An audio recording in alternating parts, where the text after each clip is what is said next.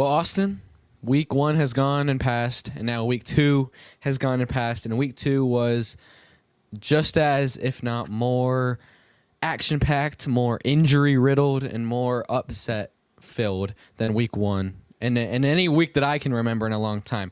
There is so much to talk about this week. It is a jam-packed episode today. We have, as always, our top 3 plays of the week. We have a recap of last week's game, a preview of next week's games, which, by the way, Austin, looking ahead to next week's games, next week's going to be crazy. And we have another special segment for you guys with a very special guest. So stay tuned for that at the end of the episode. And this is K&A Football.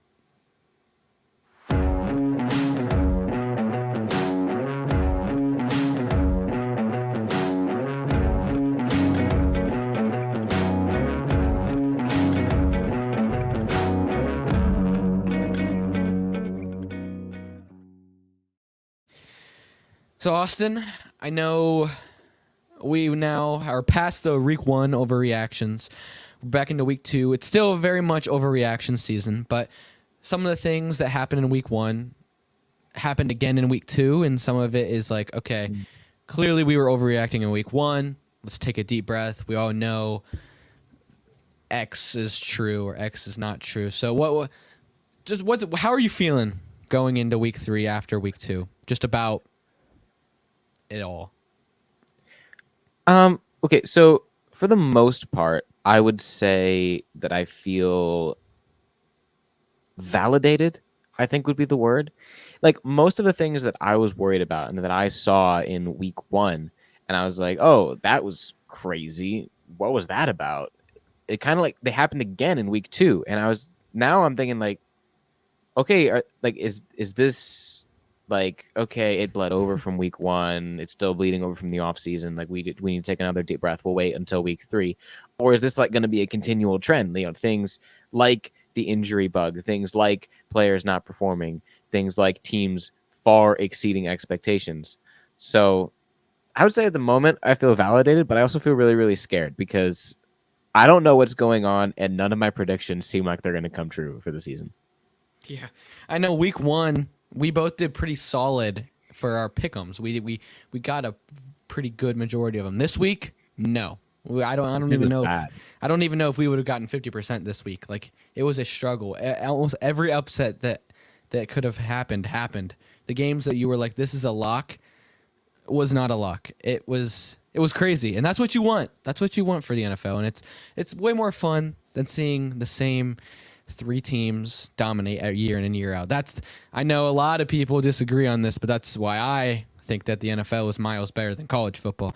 You get a new variety for the most part. You get a variety of teams every single year that are good and bad. No, I agree with that. I completely agree. Yeah. So without further ado, let's jump into week 2's top 3 plays of the week. Well, this week might be top 4. And we'll get there. But our number 1 play of the week is Justin Jefferson. So they're obviously in a big game against the 49ers, both teams coming off a win. They just had a massive defensive goal line stand against the 49ers, who obviously 49ers went to the Super Bowl last year.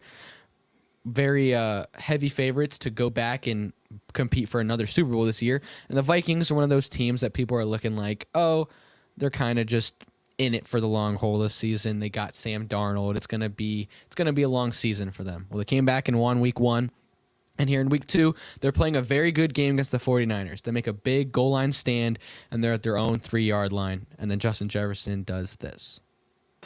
And his impact so far on the Viking defense. 2nd down 9. Darnold getting messy, going deep, and he's got Jefferson. It's a foot race downfield with Brown. Shifting gears, getting a block. That's 6. Here's Jefferson. He's going to go through and go deep. Outside receiver coming in and doing the. So obviously, incredible play, 97-yard touchdown. You see those maybe once or twice a season. And to get one already at week 2, I think is awesome. To see it coming from Sam Darnold, who I know we'll talk about when we get to that game, who looks like a completely new quarterback. He threw a bomb. He threw a dot. Shout out to the ref for absolutely cooking the 49ers safety If you go back and watch, he ran way faster than the actual players, which is incredible. But yeah, Austin, what do you think about that play? Yeah, like you said, like it's impressive to get a play like that already in the season, and it's definitely exciting too because we'll talk about Sam Darnold once we get there, but it's exciting because Sam Darnold going into the season and everything, like the expectations are very, very low for the Vikings. It's like, okay, yeah, you don't have Kirk anymore. We're starting Sam Darnold. So to see a play like, I'm sorry, the fire alarm went off in here, and I got really scared that we were going to have to like stop everything because someone opened the door wrong. But we're good. But it's just really exciting to see that kind of play and exciting to see that out of Justin Jefferson. I know fantasy managers everywhere are kind of breathing a sigh of relief on that one, knowing that Jefferson he's not going to take a huge step back just because he has Darnold as his quarterback. Yeah. And then for the next two plays, we're going to call it 2A and 2B. It is a pair of plays, but they came very quickly together. Week 1, Marvin Harrison Jr. was talked about as crap. This guy, no one was calling him a bust. That's ridiculous. But people had talk this guy up like he is the generational wide receiver, and he's going to be like the greatest rookie receiver we've ever seen.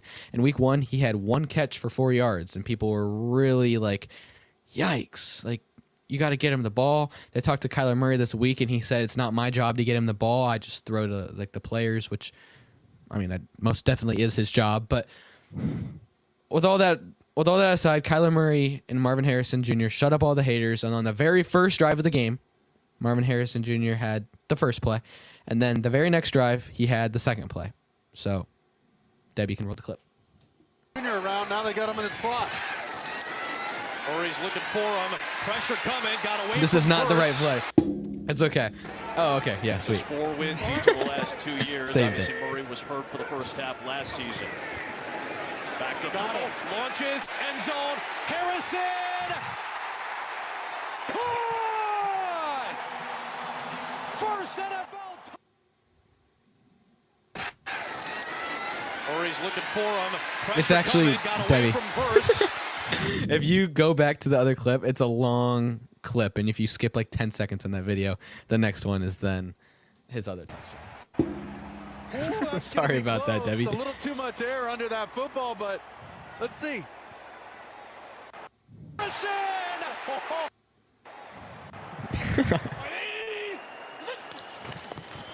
Fake to Connor. Murray on the rollout. Looking deep for Harrison. Marvin Harrison Jr. to the end zone. Touchdown again. We'll watch him all the way across the field. He's trying to. Yeah, so obviously 2 incredible plays from Marvin Harrison. Really opened up that game just from the start. The Cardinals, I mean, we'll get there, but they destroyed the Rams, and it wasn't even a contest from the start. Marvin Harrison made sure that game was over right away, really shutting up all of the critics from week 1 and showing what we all expect Marvin Harrison Jr. to be for his whole career. And doing this in his second game is scary. Yeah, I completely agree. I mean, like you said, this is the player that we thought he was going to be, making an absolute impact on the field. He's obviously the wide receiver 1 on this team. Only critique I would have for these plays is very poor discipline by Marvin Harrison Jr. to reach for the end zone on that last touchdown that we saw. Should have just gone down with the ball. I understand the temptation to go for the touchdown, but the risk of fumbling that far out is way too great. But other than that, great touchdowns. This is exactly what we like to see. Hey, it worked out for him. Got the touchdown. But We did. yeah. And then our third and final play, we saw a little bit of sneak peek of it. Yes, it is from the same exact game, I know. But this was just such an amazing play. You got Kyler Murray. It's kind of already a blowout at this point, but starters are still playing. It's still very much a game. It's still the first half. And he makes a play that we've seen Kyler Murray make a lot of times. It was a play that Caleb Williams made a lot when he was in college. It's a play that Mahomes will make sometimes. He's scrambling around, just making everyone miss. He makes the same dude dive for him and miss and land on the ground, and then get up and dive for him again and miss and land on the ground twice in the same play. And then he goes and he fires an absolute dot to the back of the end zone. And before the guy even catches the ball, if you go back and watch a different angle of the play, Kyler Murray does kind of like the Stephen Curry, and before he even catches the ball, Kyler Murray turns around and starts walking off the field, which is so cold. So cold. I think that is so cold, awesome. Like maximum aura right there for Kyler Murray. But you can go ahead and roll the clip, Debbie. Junior around, now they got him in the slot. Murray's looking for him. Pressure coming. Got away from Verse. Still on the move. Still on his feet. Throws to the end zone. It is caught by Elijah Higgins for the touchdown. Magic from Murray. I think that was one of the most fun plays, and the fact that he ran away as he before he caught it, that just makes that like one of the coolest plays. Like I don't know, and it's not like it was a wide open dude and he knew it. Like he had to fit that in a very small and tight window. So yeah, I mean, if you're the Rams defense, it's like you can't even really be that upset about it. The only thing to be upset about is that you didn't get Kyler Murray, because like you said, it's not like when quarterbacks scramble that long, it's like someone is going to end up open. Yeah. Like that's just how it is. When the coverages are going to break, people are just going to start running their own routes. But the Rams defense, like they held really, really well. Like they still had him contained back there, and he had to actually fit that pass in. Like it was good defense all around from the Rams. It was just a better play by Kyler Murray. Mm-hmm. Kyler Murray is looking amazing so far this season. He is. So that was this week's top 3 plays of the week, and now we're going to jump into the recap of all of the games. But before we do that, make sure you don't leave the pod, of course. Do this after the pod. But then you can go ahead and give our friends at K&F Construction a look. K&F Construction has been serving the Northeast Ohio community for over 16 years, specializing in composite decks. K&F Construction takes the time and effort to provide the service and product that you deserve for your home. You can call K&F Construction today at 330-575-2465 for a free estimate. Again, that's 330-575-2465. And you can also visit kfdex.com, which is linked in the description below. K&F Construction, let us build your dream backyard. So, Austin, we're going to jump into the Week 2 scores and recaps of the games. Like we said, there was a lot of upsets in this game. This first game, I actually, thinking about what the odds makers had, this might have gone down as an upset. I correctly picked this one. Austin, unfortunately, you didn't. But Bills Dolphins played on Thursday night. Bills destroyed them. They blew them out from the start. But that wasn't the main story of this game. Austin, do you want to talk about kind of this game? Yeah, so, I mean, like we can see here, absolute blowout, Bills 31, Dolphins 10. But, like you said, that's not the story here. The real story is the fact that Tua went ahead and got another concussion. Somewhat ironically, I think, in my opinion. He was tackled by Damar Hamlin. Tua hit him with his head, and he hit Damar Hamlin straight in the chest. So it's really a question of which one of them is going to go down. And unfortunately, it was Tua, not that we're playing on the downfall of Damar Hamlin. But if you remember, Tua has been struggling with concussions for like his entire time in the NFL. Very early on, we remember 2 years ago, I think now it was, he had one decently bad concussion. He hits his head on the turf. You're like, whoa, okay, all right, Tua, that's okay. Everyone gets concussions sometimes. And then just a little bit later, he got another concussion. And if you remember, that's the one where he went and had like the convulsions on the field. We all saw that one. And it was very, very scary. And then he gets this one here, and it's like he's out for, I think, the next 8 weeks, or at least until week 8. He's supposed to be out with this concussion. And, you know, people around the league, former players, commentators, whatever else, they're saying, you know, Tua, it's not worth it, man. You just got to retire, whatever. So that's really the big story surrounding this game. It's not necessarily that the Bills won, but the fact that Tua is going to be out for a long period of time. And the real question is, like, how, he's not supposed to return until at least week 8, as Debbie pulled up there. So the real question is whether Tua is ever going to play again. He's saying that he is. I don't think it's fair for other players and coaches and commentators to be calling for him to retire. That's not fair to him. He's worked his entire life to get here. It's his life. I mean, I don't think that it's worth it. The brain damage that he's going to sustain is very heavy, but he's worked his entire life to get to this point, and it's not fair to tell him what he should do with his NFL career. Of course. I mean, me and you, obviously, we can't relate. I said can't. It sounded like I said can. We definitely cannot relate to his situation. Like, we haven't had these injuries. We haven't worked our entire life to get to the NFL. So I can't say what he should do. I think it's not worth it as well. I think that he has a wife. He has 2 kids. I think that if they want to have their father around with some resemblance of a brain, I think it's smart to quit right now when you still have functioning brain and functioning movement in all your extremities. He's already going to have some type of, I would assume, some type of little bit of neurological brain stuff by the time he's up in his 40s or 50s. Like, it has to have affected him already. But I think if he continues, that just extends the risk. Obviously, his decision ultimately, we don't know exactly what he's thinking, but yeah. But before he did get injured, Bills did dominate this game. Bills look very good. People were really down on the Bills this year after losing a lot of their offense, a majority of their defense, but they look phenomenal. Josh Allen didn't have to do much in this game. Bills look really good. Unfortunately, it just got overshadowed by Tua. Yeah. So, obviously, prayers for him and his recovery and his decision for the future there. The next game that we have here, I scrolled right by it, is the Saints and Cowboys. Man, oh man, Kadin, what on earth do we make of this? Obviously, last week, Saints blow out the Panthers. But you're like, okay, fine. It's the Panthers. Of course they're going to blow out the Panthers. What are they going to do against a real team like Dallas? Yeah, we'll see what they do then. Well, it turns out they blow them out 44-19. That's what they do then. Ridiculous. Like, I don't know what to make of them. They are not supposed to be this good on paper. I mean, Alvin Kamara obviously had his one game a year where he dominates everyone and just scores anything he wants, and he runs all over the place. Derek Carr had a decent game on his end too. About one game a year where he goes one crazy. game a year, man. One game a year. This was it. He met his quota.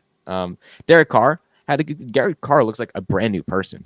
Like, honestly, what Las Vegas does to people needs to be studied. That's what we need to be talking about here. Derek Carr looks like an MVP candidate right now. Absolutely. Just like everyone predicted. So the real question for me is, like, I'm not too worried about the Cowboys. You know, I'm not. The real question for me is, what do we make of the Saints moving forward, Kadin?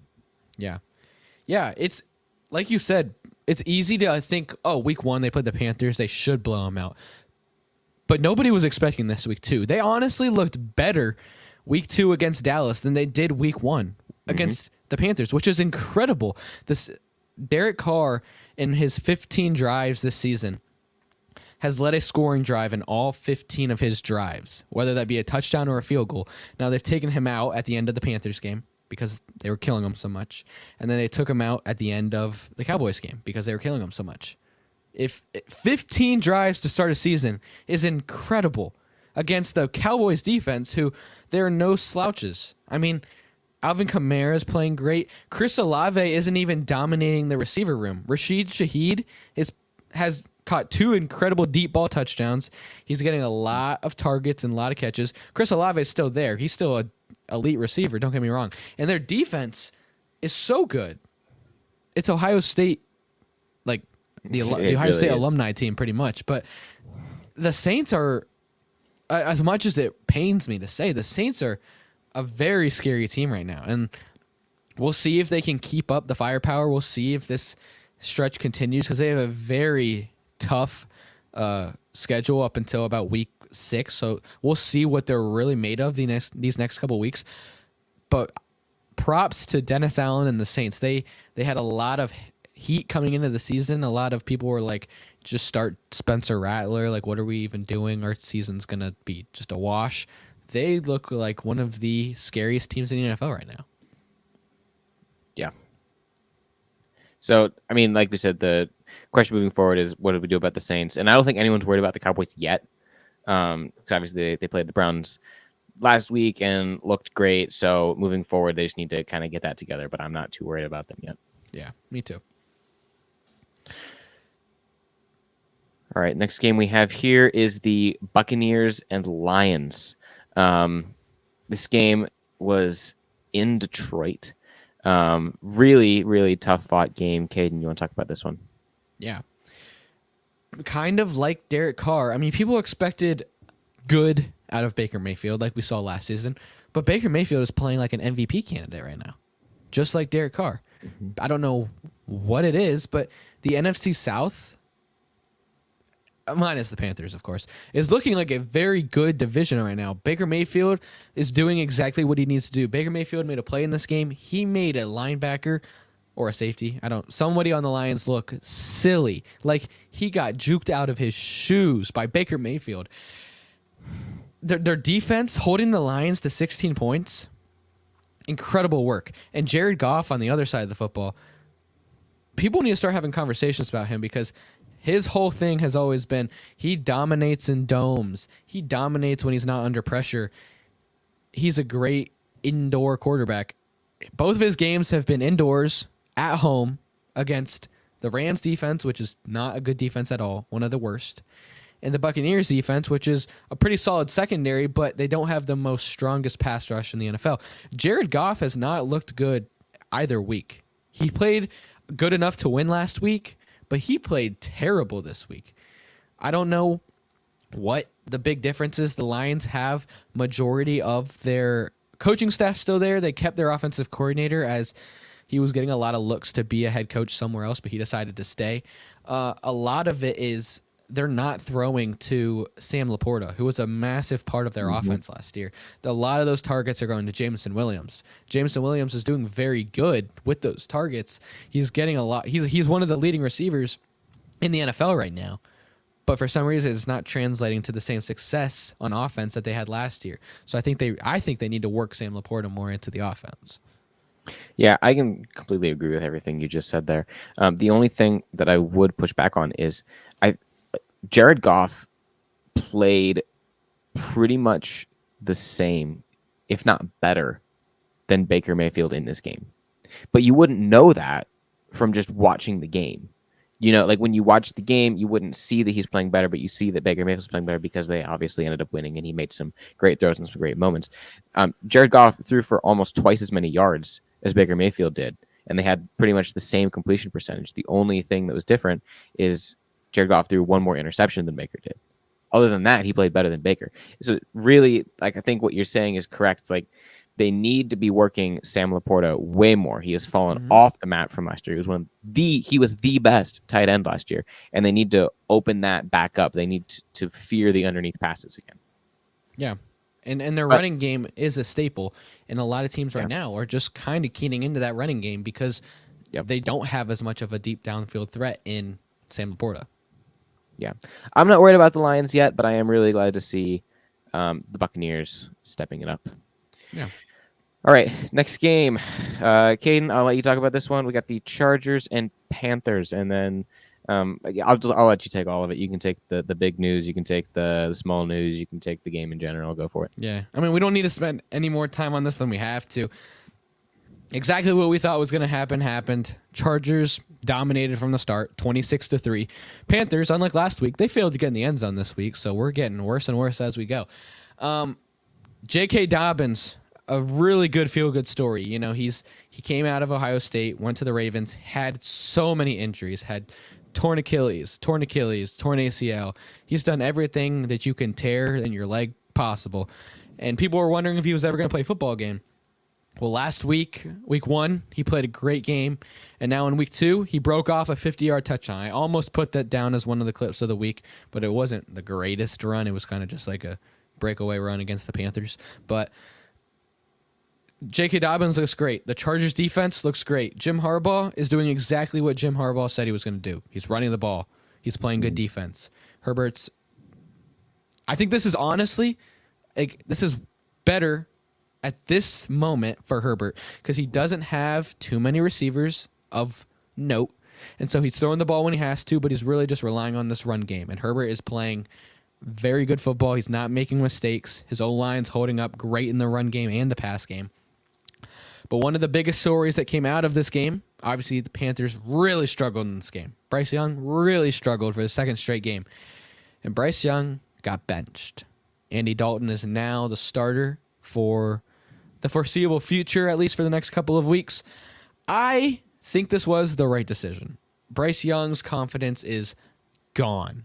Like, he looks like one of the most depressed players out there. Like, zoomed in on his face after an interception, he was like, it was very, I'm not going to replicate it, I can't, but it was a very sad, it's very sad watching him play. And truly, I don't believe it's all his fault. The Panthers have set him up so terribly for the start of his career. And I'm laughing because Austin just said in our little chat that Debbie needs to clip that and screenshot that and make that a reel. Debbie, you will not be doing that. But he's been set up terribly. He has one of the worst situations. I'm totally aware. I'm not giving Bryce an excuse and a pass saying he needs to be better. He's been given the worst situation. He is playing terrible because of this. Look at Baker Mayfield. When he was in Carolina, he was terrible. Mm-hmm. Now he looks amazing in Tampa Bay. Look at Sam Darnold.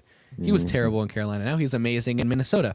So that's just how it's going to be. I think they're going to sit Bryce for a while, try to get some confidence back for him, and then he'll come back eventually. Maybe leave the Panthers and be just a dog somewhere else. But in honor of losing the fallen soldier today, I did wear my Bryce Young shirt.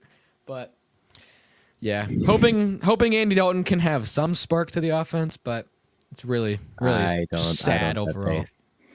Yeah. All right, that's enough time on that game. That is too much time to spend on the Panthers. We will be spending a total of 5 minutes for the next, I don't know, however many weeks we have left.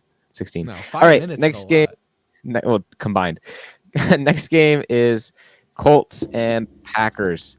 Packers wound up winning this game 16-10. I think it's one of the bigger storylines coming out of this game is the fact that Malik Willis actually played really, really well. No one really anticipated that. For me specifically, like, I picked the Colts in this game solely because I thought that Malik Willis was not going to be able to sustain the pressure. He was not going to be that guy, and the Packers were going to struggle until Jordan Love gets back.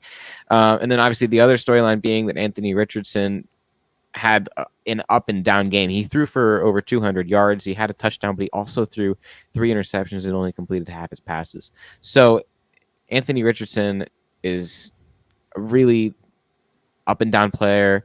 Kadin, what'd you take away from this game?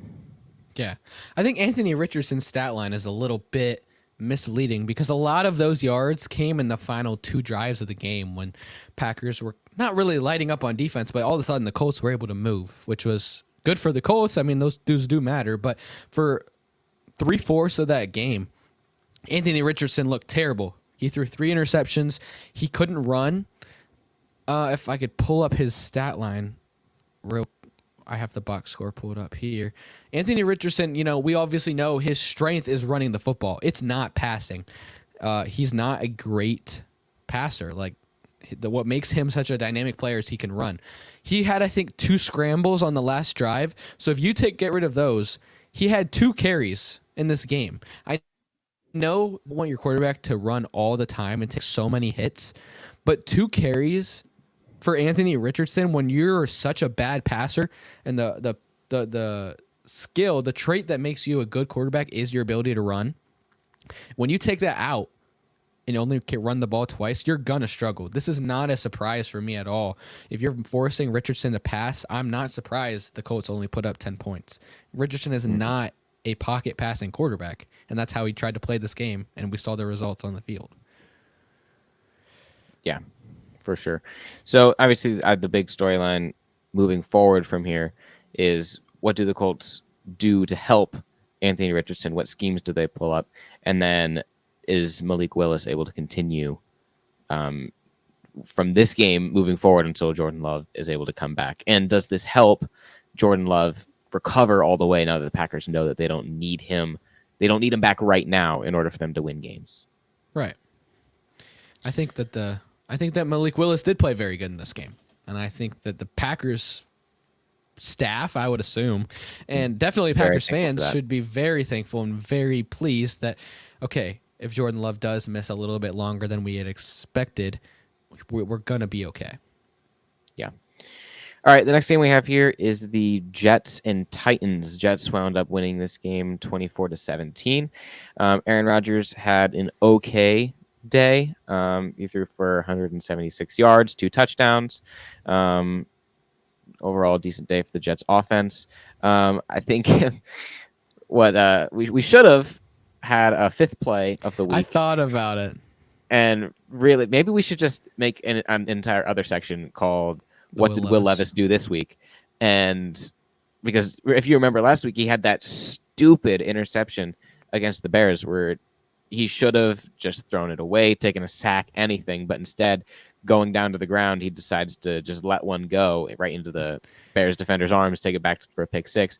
And then this week, he thinks he that sits he's on his knees and watches. yeah, what? How did I? What? And then this week, he goes ahead and makes an absolutely idiotic play. Like, I honestly don't know how you make this. How do you make it to the NFL and then make these kind of plays back to back? He's literally in the air. All of him is in the air. I'm not talking jumping. I'm talking like bearskin rug in the air, completely horizontal with the ground, and thinks that he's Patrick Mahomes or Superman or a magic carpet or something. And he just like lets it go, lets that ball go backwards. Mm-hmm. Mind you, when you let it go backwards, that's a fumble. And it gets recovered by the Jets. Absolutely idiotic play by Will Levis. If he continues doing things like that, he will find himself in a Walmart and or rejected by Walmart so quick. Yeah. That's something that you see in... No, that's not even something you see in like a Pee-wee game.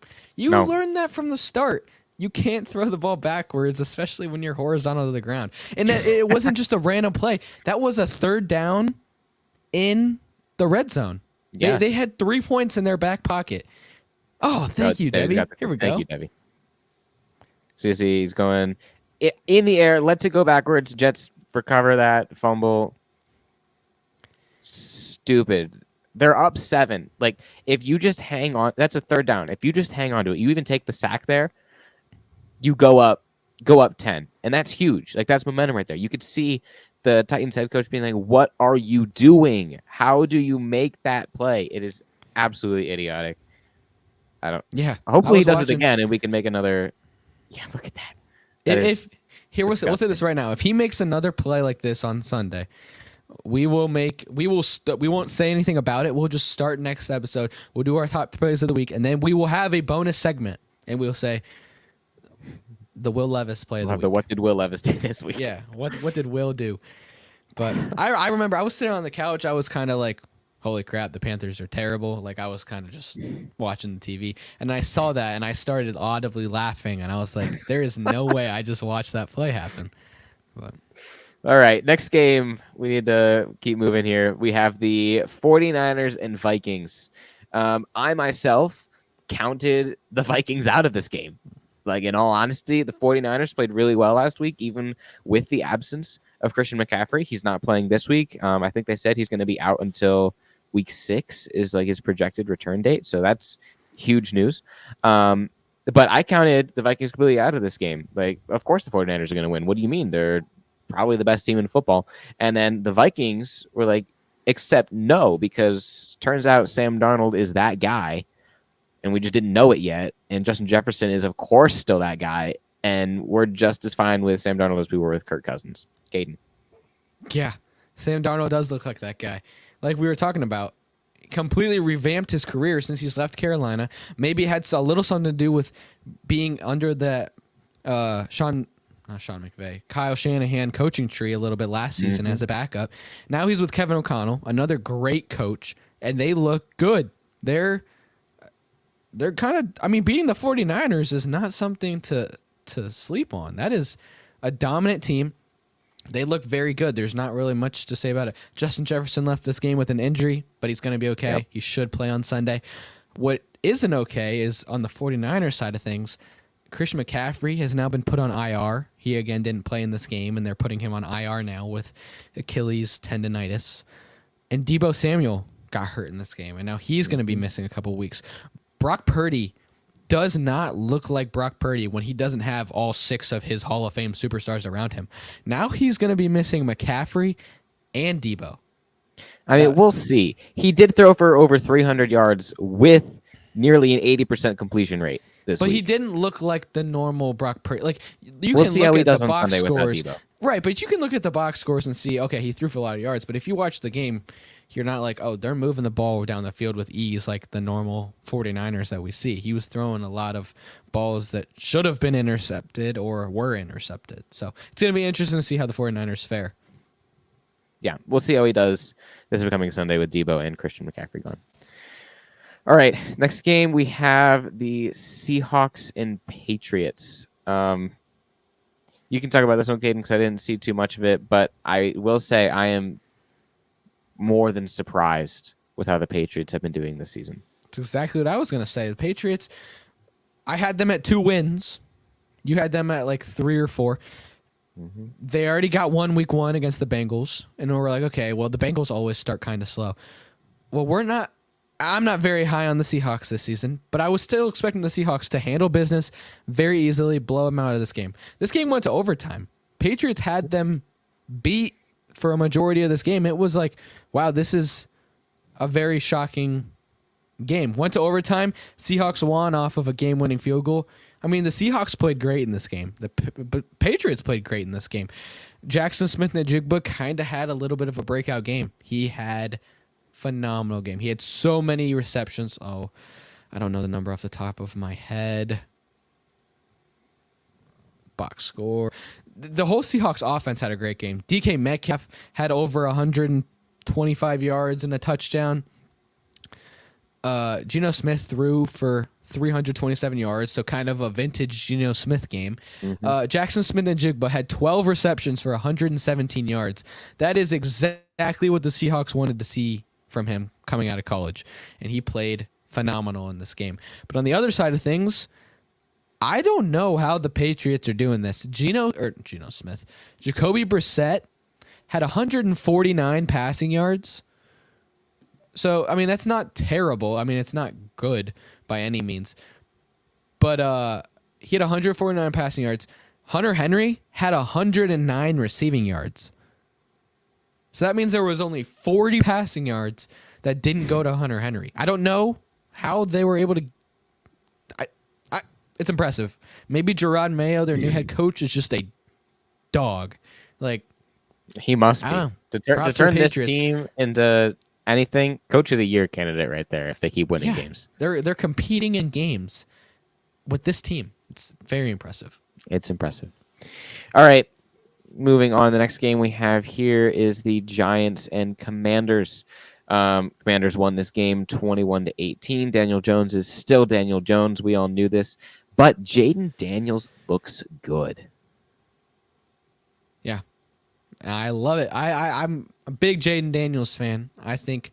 But the biggest storyline in this game, I think, is Malik Neighbors. He played so good in this game. He is being force-fed the ball, which if you're a Giants fan, I think that's exactly what you want. He had 10 receptions in this game for 127 yards and a touch. He did have a key drop. Probably, like, in all honesty, the reason they lost was this drop. If he catches this ball, they probably win the game. But you can't fault the guy. One, he's a rookie. And two, he had literally done everything for your offense that entire game. What hurt the Giants was their kicker got hurt in this game. If he didn't get hurt, they'd have kicked a field goal instead of going for it on that 4th down, and probably could have been a different story. But, yeah, it is funny. The Giants are the first team in NFL history to score 3 touchdowns. The Giants themselves scored 3 touchdowns. Commanders did not score a single touchdown, and the Giants lost in regulation. It was all field goals for Washington. So Daniel Jones and the Giants, they're going to find new ways to lose every week. So we're just going to keep gearing it up for that Panthers-Giants game in Germany. I can't wait. Oh, it's an act of war. All right, next game we have is the Browns and Jaguars. I'm not gonna lie to you. Yeah, go ahead. I barely saw any of this game. Red Zone was not showing it. Didn't look like there was much going on, so I'm gonna give this one strictly to you. Yeah, so this game, great. I mean, the Browns won, so you can't ask for too much more than that. Obviously, great. Deshaun Watson played the best that he has played since getting injured in Houston. Like, he played really, really well this game. He was throwing the ball well. He was putting the team on his back and actually running. I was like, whoa, this is why we brought him here.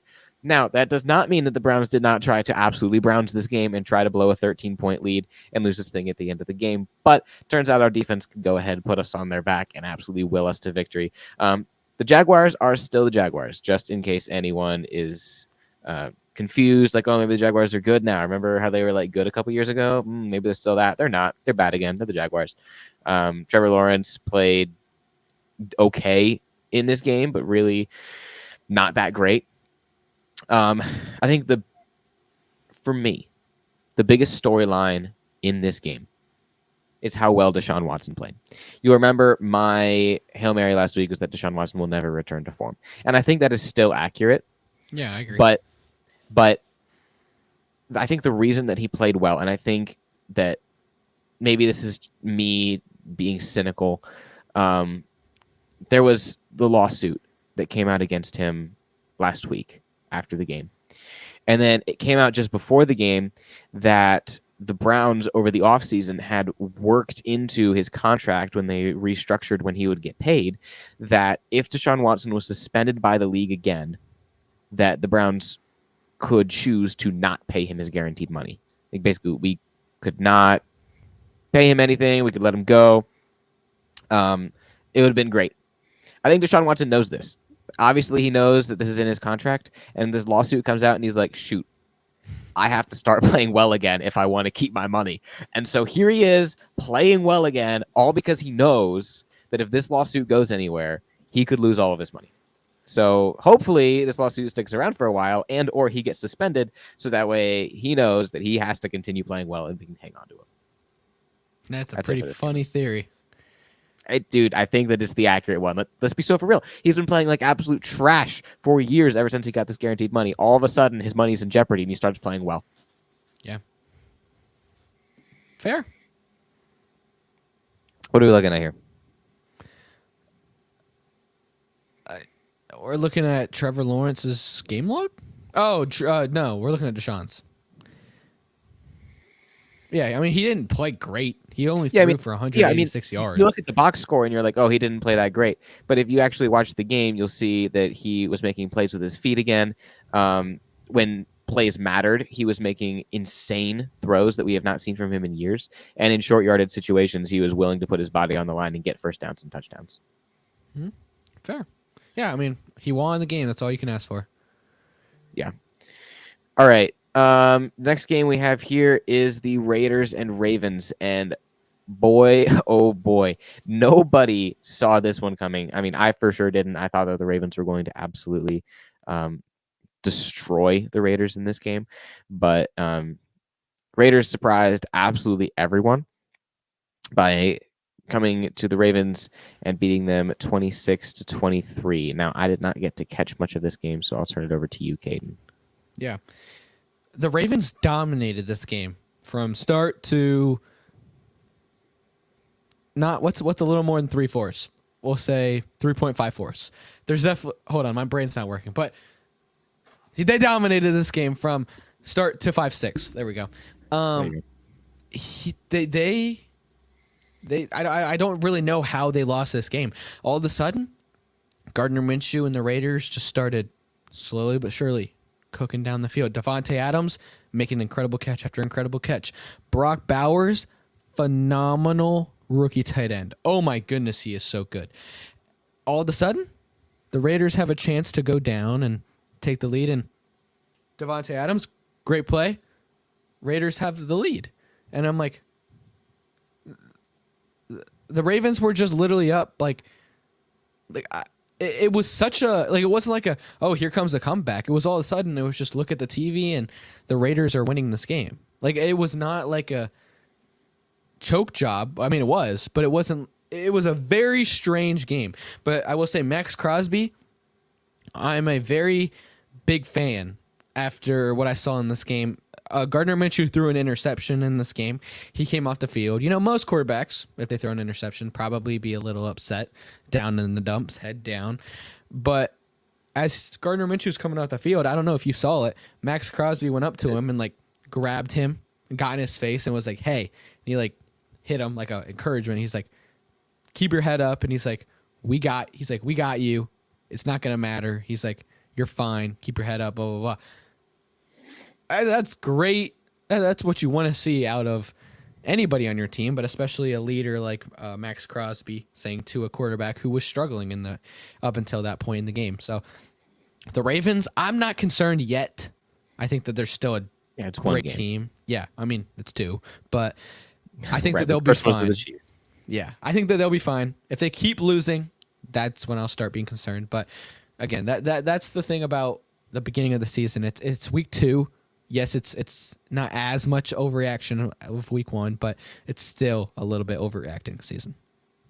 Yeah, for sure. All right, next game that we have is the Rams and Cardinals. We touched on this game a little bit at the beginning with our plays. The Cardinals destroyed the Rams 41-10. I mean, this is not what we thought at the beginning of the season. Like, Kadin and I were higher on the Cardinals than pretty much everyone else. Like, we will toot our horn on that one. There's not another person in the world who was higher on the Cardinals than Austin and I. Let us make that known on the podcast. Just we were the first. Just everyone remember who put you on. It was K&A Football. But not even we would have predicted that they would blow up the Rams 41-10. Kyler Murray looks great. Like, could not have asked for a better game from Kyler Murray. Marvin Harrison Jr., they decided to know how to use him. James Conner looks like he's back on the Steelers just after Le'Veon Bell left. Like, overall, they look like a great team. Rams couldn't really put it together this week. Again, like with all of these great teams that have been losing this week, I'm not concerned about them yet. It's a game. It's fine. You lost to an in-division opponent. Things like this happen when you're playing in-division. Keep your head up and move to the next game. I actually am concerned with the Rams. I think. Are you? Yeah, they have so many injuries. They lost Cooper Kupp in this game. They already have no Puka. Their defense is abysmal, and their offensive line is now injured so much too. I'm very concerned for the Rams. I think they have a very tough game next week against the 49ers, who we know they've struggled with. So I think that they could easily drop to 0-3, and then they play Chicago, another very good defense. Like, they're gonna struggle these next couple weeks. The Cardinals don't have a good defense. Like, let me make that clear. And they only put up 10 points, and that was with Cooper Kupp playing a fair amount of the game. He played about a quarter and a half, but it's a little bit concerning. I'm very concerned for the Rams. If I'm a Rams fan, I'm panicking right now. I'm hitting the panic button. But I mean, Matthew Stafford's not getting any younger. Yeah, you have Sean McVay. You have young skill possession players, but they're all getting injured left and right. I mean, it's the same situation we saw 2 seasons ago. I mean, I don't know what's going on with the Rams medical staff and team around them, but they got to work on their doctors there because they're not working. But on the flip side, the Cardinals are my favorite team to watch right now. They are so much fun. They score so many points. They shouldn't have a good defense, so it should be a lot of complete lies. So we have a fan in here claiming to be the biggest Cardinals fan in the world, but we all know the truth. Austin and I are the ones who are the biggest, not the biggest Cardinals fans, but we are the highest on the Cardinals, of course. But the Cardinals are a very fun team to watch. Like, me and my girlfriend are looking at going to a Panthers-Cardinals game in December. Yes, I know the Panthers are going to lose by like 80, but that's going to be such a fun game. May as well. Tickets are going to be cheap. All right, the next game we have here are the Steelers and Broncos. Shoot, man. Like, first off, what happened to Bo Nix? What happened to Sean Payton? Second off, is the Steelers defense really going to will them to a winning record? Is that what's going to happen? Like, the Steelers defense is going to win in spite of the rest of the team. TJ Watt is single-handedly going to throw the entire team on his back, and he's going to ride this tricycle to victory. Yeah, I think so. I think the Steelers defense is one of, if not the best defense in the NFL. Granted, they did play the Broncos, but yes, they look so good. Unfortunately, they did score a touchdown in this game, so they couldn't win off of just field goals, but they almost could have. I mean, they had what? 2 field goals. So it would have been 6-6 without their. Yes, it would have been 6-6 without their touchdown. So it was close, but I think they could have done it. I think they could have just tried to kick another field goal, but their offense doesn't look good by any means. But Justin Fields isn't making mistakes, but their defense is really good. It's really fun to watch. And really, that's all you need. You really, and I said it last week, and I'll say it again. This is their entire strategy. Don't let your quarterback make you lose, and just let the defense do their job. Go down, score field goals, put up 3, put up 7 if you have to, but put up 3. Let the defense do what they have to do, and that's the entire strategy, which is why they should stick with Justin Fields, because I really do believe that if they put Russell Wilson in there, he will start making mistakes and try to be the superhero. Justin Fields knows that coming out of Chicago, he needs to rebuild his repertoire. He has to show everyone that it wasn't his fault, it was Chicago's fault. He just needs to play well so he can get a contract for next time. Mm-hmm. All right, the next game we have here is the Bengals and Chiefs. Now, everyone is mildly upset about this game. Chiefs ended up winning 26-25, and this was not off of, let it be known, this is not off of a controversial pass interference call. But that's what people are saying, is that because the Chiefs couldn't convert on 3rd down, they were going to have to get rid of the ball, but instead there's this pass interference call, and the Chiefs are able to go down and score one more time to win the game. That's why they won. This is, of course, not why they won. You don't win off of one call, but everyone's upset about it. Yeah, it was the right call. In the moment, I too was like, there is no way they just called that. There is no way they're giving this to the Chiefs. And then they showed the replay, and it was like, okay, I guess it was pass interference. But Jamar Chase, really struggling so far this season.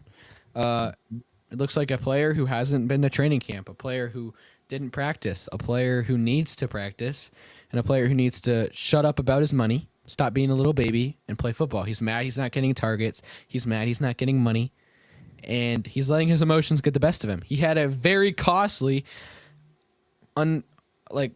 ridiculous penalty. Yeah, unsportsmanlike conduct penalty in this play. He was losing his mind. It just looked like a player who was mad, and he's letting his emotions get the best of him. And I think that's also making it easier to guard him, because he's so just everywhere and flustered, and he needs to calm down and beat Jamar Chase, and the Bengals will be fine. Yeah. Like you said, I'm not worried about the Bengals yet. They do this every year, and people need to remember this. The Bengals lose their first couple of games, and they find their stride, and they pick it up. We need to remember that this is what happens.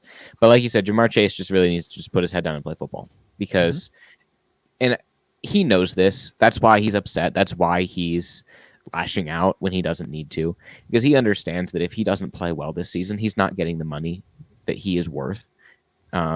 So his options are play well this season or just stop playing, quit while you're ahead. And he's already committed to playing, so he needs to just start playing better football. Yeah. And also, out of this game, Isaiah Pacheco, he fractured his leg. So he's out for probably the rest of the year, unless the Chiefs were to make a deep playoff run, Andy Reid said. But he's probably out. Which is probably pretty likely. Probably pretty likely. The Chiefs worked out and signed Kareem Hunt, so he is back in Kansas City after a long time coming. And now the real question is, who are the Chiefs going to start at running back? No one actually knows, so don't try to pick up their second string running back for fantasy, because it literally could be any one of them. All right, next game here. We have the Bears and Texans, they played on Sunday night. The Texans ended up winning this one 19-13. Kadin, someone needs to tell Caleb Williams that he is no longer in college. It's like someone needs to sit him down in a chair and say, "Hey, Caleb, Okay. we understand that you're good, and we understand that you look fantastic when you're evading pressure in the pocket. But please, for the love of football, stop heaving the ball downfield as soon as you evade pressure. It will not work here. It will get intercepted." But I agree. But in his defense, he is under pressure like nobody I've ever seen. The Bears' offensive line is setting him up for so much failure. It's true. not even funny. It's kind of what I'm getting out of this whole week is just coaching matters, and situations and organizations matter so much. The Panthers organization, they're terrible. They've had horrible situations, they've had horrible teams, and then those players leave and they're good somewhere else. Chicago, that's another example. You got teams that just are always going to have a bad, like, it's so hard to change a whole culture around so fast unless you have a brand new owner. Like, ownership and coaching and styles are so important, and I'm a little bit scared for Caleb Williams that since he went to Chicago, he's gonna just have this miserable start to his career. And right now, I know it's only been 2 weeks, so it's not overreact, but his offensive line's terrible. They're not helping him out at all. The Bears' defense, phenomenal. The Bears' defense is one of the best in the league, and we saw that again in this game. But their offense is so concerning, for sure. Yeah. And again, like, I understand what you're saying. He is under a lot of pressure on every single play, but he's not doing himself any favors by getting outside the pocket and then just heaving one into triple coverage. No, he is not helping. He needs to either tuck the ball, run up the sideline and step out of bounds before he gets hit, or just throw that ball away. Like, he needs to be doing himself favors. Do what the Steelers are doing. Do what you have to on offense. Don't make dumb decisions. And your defense is literally insane for no reason. Let them do the work. Mm-hmm. Yeah, you're not playing against chemistry majors who are 20 years old trying to figure out what they're going to do next in life. You're playing against somebody who has a wife and 3 kids at home. So you're not – it's a lot harder to play in the NFL than it is in college. You're not playing against the same, Yep. All right, and then the last game of the week, we have the Falcons and Eagles. This was a fantastic game. The Falcons ended up winning this one 22-21 off of an insane 40-second, 70-yard drive. Kirk Thuggins came back for those entire 40 seconds, and that was all the Falcons needed to win that game. Obviously, there were other factors leading up to that, like Saquon's drops, things like that. But overall, really, really fun game to watch, in my opinion. Yeah, I think most of this game, especially the beginning of the game, was very boring. I think the ending of this game, the final quarter, definitely overshadowed the game and made it exciting. Mm-hmm. But majority of the game was kind of boring. But Nick Sirianni trying to outsmart everybody and ends up being outsmarted himself. I can't stand Nick Sirianni. I think he's one of the most unlikable coaches in the NFL. Instead of just running the ball, even if you get stuffed, you kick a field goal, and then you're up by 6, and there's like 30 seconds left for Atlanta. Instead, he tried to outsmart everybody, throws a pass. Now, Saquon should have caught the pass, yes, but Saquon drops it, stops the clock, gives Atlanta an entire extra 40 seconds added to whatever they were going to have. They obviously go down. The Eagles defense just plays like Swiss cheese with holes everywhere. I can't believe how easy the Falcons just went down the field. Defense on the 70 yards. Like, I get it. Don't give up the big play, but also don't give up 30-yard chunks. Like, they're going to get there in 4 plays, which is exactly what they did. Is this the drop? Oh, this is the... This might be leading up to the drop here. Here's the drop here. I mean, yes, if Saquon catches that first down, game over. But there's no reason that you should be throwing that ball. You're 3 yards out. Like, best case scenario, you rush for 3 yards and get the first down. Worst case scenario, the clock runs for an extra 40 seconds, and you leave the Falcons with only 40 seconds worth of game instead of a minute 40. So, I mean, he's pulling a Kevin Stefanski here, where you need to make the smart play instead of being like, oh, I'm the smartest that's ever lived. We're gonna throw the ball off of a play action to the flat, and like, was it supposed to work? Yeah, but just make the smart play. Yeah, I think that Nick Sirianni is holding this Eagles team back for sure. Yes, tush push is back, by the way. It actually worked this week. It did. It was very much back, which is surprising. Yep. Then the memes go crazy that when Jalen Hurts can't tush push for 80 yards, it can't do anything. But obviously that's not the case. He is a good quarterback. All right. That wraps it up for our recap. Kadin, let's fly through our picks. Just like last week. Just like last week, man. All right. I need to pull my... Yeah, I was going to say, I have mine pulled up right here. It'll take me 2 seconds. I do not have mine right I here. will say, going through these games, very good games this week. If we were doing like a pick'em show where we talk about all the games, it would probably be a longer episode because there is a lot of 2-0 versus 2-0 or like just games that I'm excited to watch. It's going to be a great week. For sure. All right. We'll fly through this really quickly. All right, Kadin, Patriots, Jets. Jets for sure. I don't know. I don't know what. All right, Giants, Browns. Browns. I got Browns too. Panthers, Raiders. I have the Raiders. So why did I think about that? I have the Raiders too. I don't know why you thought about that. Packers, Titans. I have the Packers. I also have the Packers here. All right, so far we're pretty consistent here. All right, Bears, Colts. I have the Bears. I have the Colts in this one. Okay.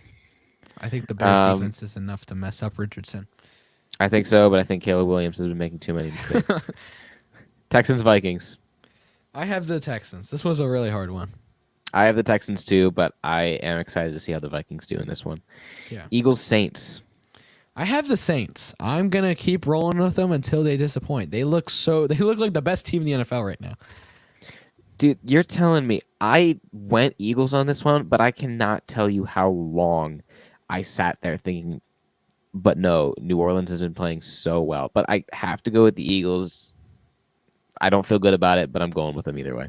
Yeah. All right, Chargers, Steelers. I have Chargers.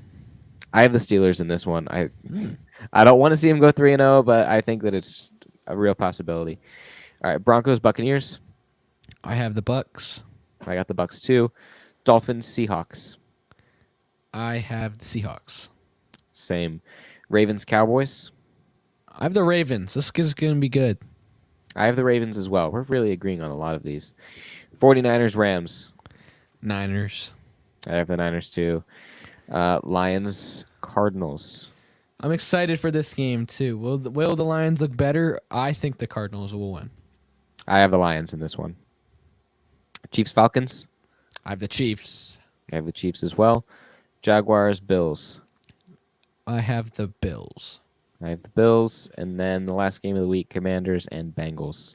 I got the Bengals. I have the Bengals as well, but I think it could be close if the Bengals don't figure things out. Mm-hmm. And those are 2 Monday night games. There's 2 Monday night games this week, which is awesome. That is great. All right.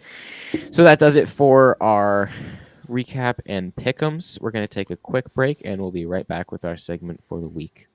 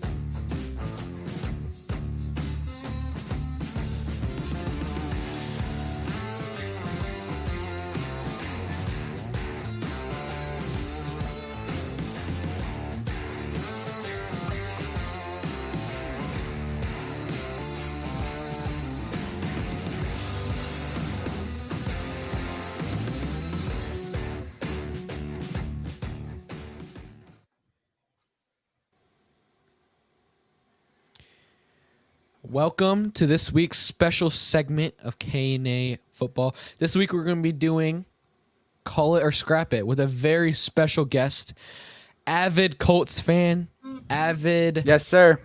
Anthony Richardson supporter, which is why we will be doing this special one. Daniel the Camel. He's been on the show before. He had a lot of special takes for his pick'em. How are you doing today, Daniel the Camel? Pretty good. I literally just got this buzz cut, so feeling I was pretty gonna say good. when all of a sudden I saw you pop up, I was like, "Whoa!" Yeah, I just got it chopped off today. Feeling good. Ready to say why Anthony Richardson is going to make the Hall of Fame. Let me say before. What made you decide to get the buzz cut? I don't know. Just wanted to change. I buzzed my two friends, and I feel like I owe them a buzz back. Fair enough. Awful decision. All right, punishment for this year's Pick'em's Kadin is That is absurd. I would not be doing that. Y'all should do All that. right, Do that. all right, clean shave, shiny head, the whole shebang. That is absurd. I would not be taking part in that. All right, so Debbie, do you have this week's Call It or Scrap It question for us? Potentially. I do Here we go. indeed. My bad. Sorry, I was a little behind here. Debbie was totally ready to jump in here. 100%. All right, guys. For Call It or Scrap It segment this week, the question is, Anthony Richardson turns his throwing struggles into a skill and becomes an elite top 10 QB in the next 5 years. Call it or scrap it? I think what we need to discuss here first before we really jump into this is what does turn his throwing struggles into a skill mean? Are we saying like he learns to throw, or he learns how to use his inability to throw into a strength? No. I think that definitely was. That wouldn't be a skill. Well, I guess it could be a skill, but like a ability to throw. Yeah. Okay. Who wants to go first on this one? Daniel Campbell, I know you're a pretty avid Anthony Richardson guy, so. I'm an Anthony Richardson supporter, man. I'm going to call it here. And this is why. Look, Anthony Richardson coming out of college, a freak athlete, only played 6 games last season, looked fantastic. Honestly, the second best rookie QB last year behind CJ Stroud. He can throw the deep ball. He has a great arm. He is very strong and athletic. It's just the accuracy and the decision making that worries me. With him throwing 3 picks last game, kind of got me disappointed, but I still have faith in him. I think that, you can improve your throwing, hopefully. So, yes, I do think he'll be an elite quarterback. I see Lamar Jackson in him. He's very athletic, and yeah, I think he will be a similar type player to Lamar Jackson if he can reach his potential. Cool. Austin, what do you think? Yeah, I think this is a really tough one. I think that the saving grace for me is that top 10 is a pretty broad strike. Like top 10 only means you have to be better than 2/3 of the league, So I think that's really the saving grace here. I am going to scrap this one. Actually, I don't think that he is going to be able to be a top 10 quarterback within the next couple of years here. I think that he'll be good. I think he'll be solid.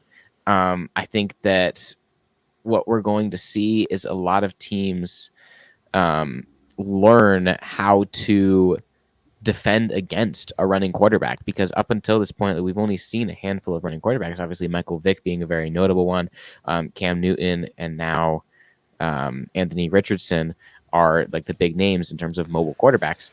And we only get those every now and again. But now to have that Lamar Jackson and Anthony Richardson, I think teams are recognizing that this is kind of the future here, to have a mobile quarterback, and we're going to see teams figure out ways to take away their legs and force them to throw. Anthony Richardson is not a pocket passer by any means. We see that in his accuracy. He's not accurate at all. Lamar Jackson has worked on his accuracy, but even Lamar Jackson is not an accurate quarterback. Mm-hmm. He makes space with his legs, and then he launches the deep ball. Lamar Jackson isn't even that great of a passer himself. So I'm going to scrap this one. I think that while Anthony Richardson has the deep ball, that's the only thing he has. And that's just because he's got this cannon thrown on him. He's not even accurate in that. It's just that if the ball's in the air for 60 yards, your guy's going to get it. Honestly, that's fair. I think that throwing can be improved, but he definitely needs to work on his accuracy and his decision making. But I will say this: the Colts receiving core is mediocre at best. Mm-hmm. Michael Pittman, I'm a Colts fan. Michael Pittman, so overrated. I drafted in my fantasy league. I don't know. So overrated. Alec Pierce, okay. So Jonathan Taylor, I will say, is a great back, but his receivers are just so and so that makes it that much tougher to succeed while throwing. Yeah. So it's 1-1 right now. I guess I'll be the split broke. I'm actually going to call this one as well. I think that we kind of saw this out of Josh Allen when he first came to the NFL. He was a very, very raw passer. He was one of the worst quarterbacks in the NFL. He couldn't pass the ball at all. We also saw it out of Cam Newton. He was a very good passer when he came in, but he was very inaccurate kind of through his whole career, but he still found a way to have an MVP season. He found a way to be a pretty consensus top 10 quarterback throughout the prime of his career. Anthony Richardson has only played, I think, 18 games since he was in high school. He didn't play much in college, and obviously he didn't play much last season. So he's very not new to football, but he hasn't had a lot of games under his belt in the last couple of seasons. And I think as time goes on, he'll get more and more used to it, more and more better at throwing. I mean, he's an NFL quarterback. He should already be good at it, yes. But time will come and he will get better. He's under a great system. Me and Austin just talked about in the episode about how much coaching matters. He's under not Nick Sirianni. Whew, that would be bad.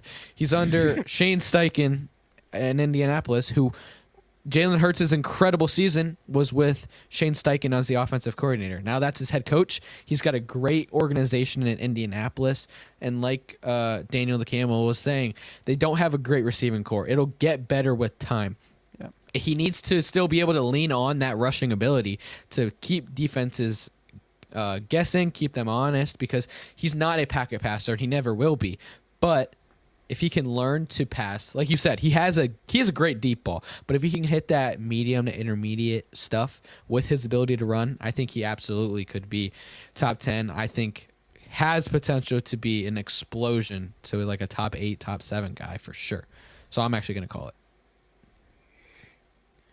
I think it's tough to say. Like, obviously his decision making is not very good right now, but yeah. I mean, like you said, he only has played 18 games since high school? I mean, yeah, that's insane. Just give him time. Like you said, Josh Allen, was not good when he entered the league. I think just give him time, give him some more weapons. I think he'll work it out for sure. Yeah. I'm excited to see how Anthony Richardson does for these next couple of years for sure.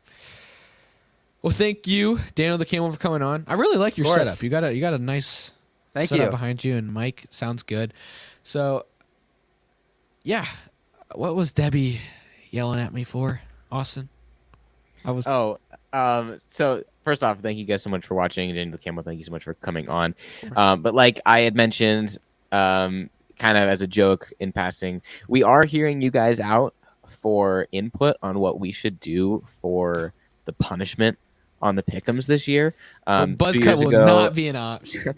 We'll see what the people want. So if you guys want to throw out some options, you can DM us on Instagram, KA_football. Send us some options, some things that you think would be funny as a punishment. We'll throw out a poll of some of the best options so you guys can vote, and the winner is what we'll probably end up doing unless it's something stupid. So we're looking forward to that. Toss your stuff down there. Like I said, thank you guys so much for watching. Daniel the Camel, thank you once more for coming on, and we will see you guys next week for week 3.